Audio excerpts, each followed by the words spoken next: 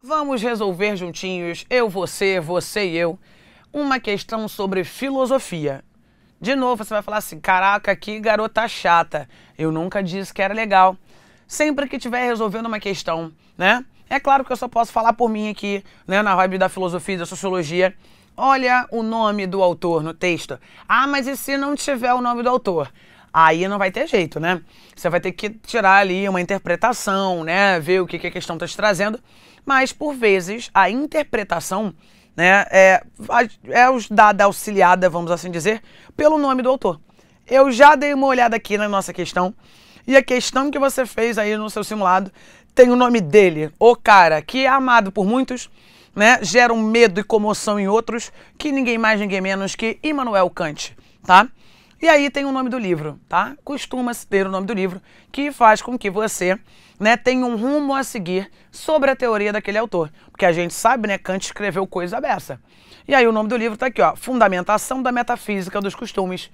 Quando a gente fala da metafísica de costumes do Kant, estamos falando, tá? Aí, portanto, bonitinho, da ideia de moralidade, dos princípios morais, né, que ele defende. Beleza? Então aí você já começa a buscar no seu HD para onde você vai seguir o rumo dessa questão. Mas você não está sozinho, cá estou eu. Então vamos ler o texto para a gente saber mais ou menos o que né, a questão pode nos pedir. O texto está falando o seguinte: as leis morais, juntamente com seus princípios, não só se distinguem essencialmente em todo o conhecimento prático de tudo o mais onde haja um elemento empírico qualquer, mas toda a filosofia moral repousa inteiramente sobre sua parte pura e, aplicada ao homem, não toma emprestado o mínimo que seja ao conhecimento do mesmo. Aí você fala, caraca, que texto tenso. Então, Kant já é um cara tenso, aí você vai falar assim, vem, calma, não tô dizendo que ele é impossível, tá? Porque nada nessa vida é impossível, tá? O Kant, ele tem, né, porque muita gente fala, Kant. A leitura do Kant é difícil, porque a linguagem que ele usa na escrita dele já é muito distante da nossa pela época, né? Já começa por aí. E também, porque, vamos combinar, titio Kant é alemão, né, gente? Então a escrita do alemão, quando a gente traduz, fica bem distante de vez em quando da nossa, tá? Mas não é um bicho de 7 cabeças. Então vamos lá. O que você precisa lembrar dentro, né, do que o Kant propõe sobre, né, a moralidade é que ele vai falar que existem ações que a gente tem que ter, né, por dever, né, e outras que as pessoas acham que são, né, que estão fazendo por bem, mas não estão fazendo, tá? E aí outra dica que eu posso te dar ao resolver uma questão, seja no simulado, seja bonitinho num vestibular, olhou o nome do autor, ok, Kant, Sussa. Vai para o comando da questão, vai para o enunciado da questão. Por vezes, né, já olhando o enunciado da questão, você consegue solucionar a questão e o texto, de vez em quando, está ali só para te auxiliar. De vez em quando você fala assim, nem precisava ter lido o texto. Olha o tempo que você economiza na hora do seu vestibular, quando você já tem ideia do que a questão quer, de quem é o autor, e você vai direto para essa parte, tá? Não estou falando, né, para você ignorar o texto, mas é porque aí você já tem uma base mais objetiva quando tiver que olhar o texto, se tiver que olhar, tá? O enunciado está dizendo o seguinte: a moralidade em Kant pressupõe princípios voltados para... Caraca, olha que bacana, né? Acabei de falar algo e você podia ter feito isso. O texto está aí só para te mostrar uma proposta kantiana sobre moralidade. Mas olhando o enunciado, a gente podia seguir o baile já do enunciado, tá?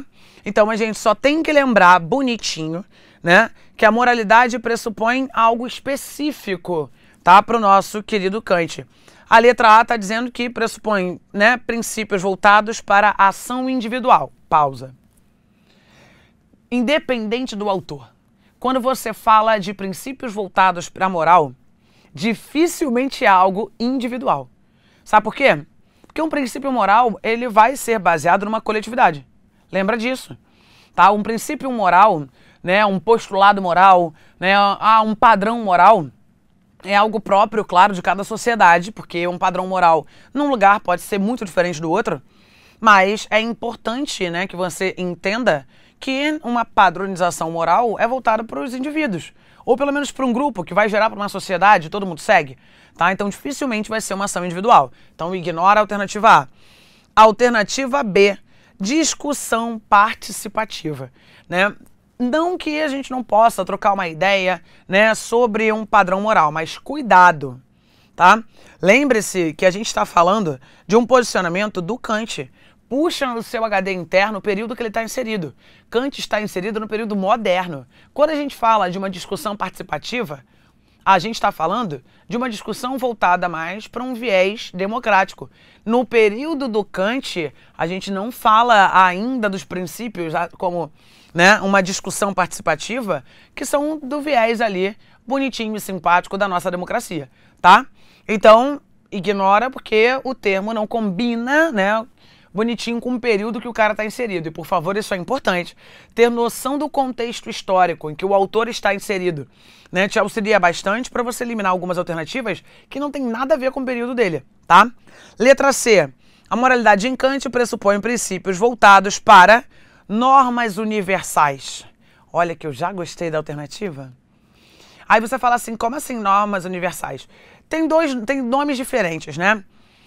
Por quê? O nosso querido Kant, ele pode falar sobre o imperativo que é categórico e o imperativo que é hipotético, né? A prova do Enem adora falar no Kant. Teve até um ano bonitinho que teve, né, uma questão, né, falando sobre, né, um cara que estava falando que precisava de dinheiro emprestado, mas que ele não tinha como pagar, mas ele não podia dizer isso, porque ele precisava do dinheiro, né? Então, quando ele fala do princípio para a moralidade, né, ele não está falando de um princípio que é hipotético, que finge ser bom de fato, né? Ele fala de normas universais que podem ser seguidas por todos, né? Que é a ideia de você fazer o que é o certo, por isso é imperativo categórico, né? Porque ele fala que você tem que agir por dever e que isso pode ser aplicado, né, para todos os indivíduos.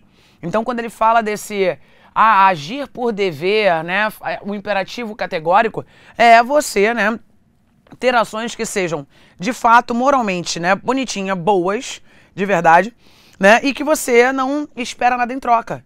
Porque aí ela consegue se formar uma lei universal onde todos seguem, tá, o mesmo valor e não pensam em práticas próprias para si, como é no imperativo hipotético, beleza? Então, quando você fala em agir moralmente de acordo com o bem, bonitinho, por dever, você pensa, né, no todo, né, e não tem um objetivo pessoal implícito como no imperativo categórico. Então, a letra C parece boa. A letra D está falando, né, princípios voltados para a busca da felicidade. Quem fala dessa busca por felicidade, né, agindo de acordo com virtudes e a ética é o Aristóteles, então não tem nada a ver com Kant. E a letra E está falando, né, princípios voltados para condutas utilitaristas. A ética utilitarista existe, né, tem uma proposta ali do Stuart Mills, do Jeremy Bentham, não necessariamente nessa ordem, mas são princípios éticos que não estão voltados para o nosso querido Kant, né, então não se adequam à questão. Portanto, gabarito da nossa questão, letra C de casinha.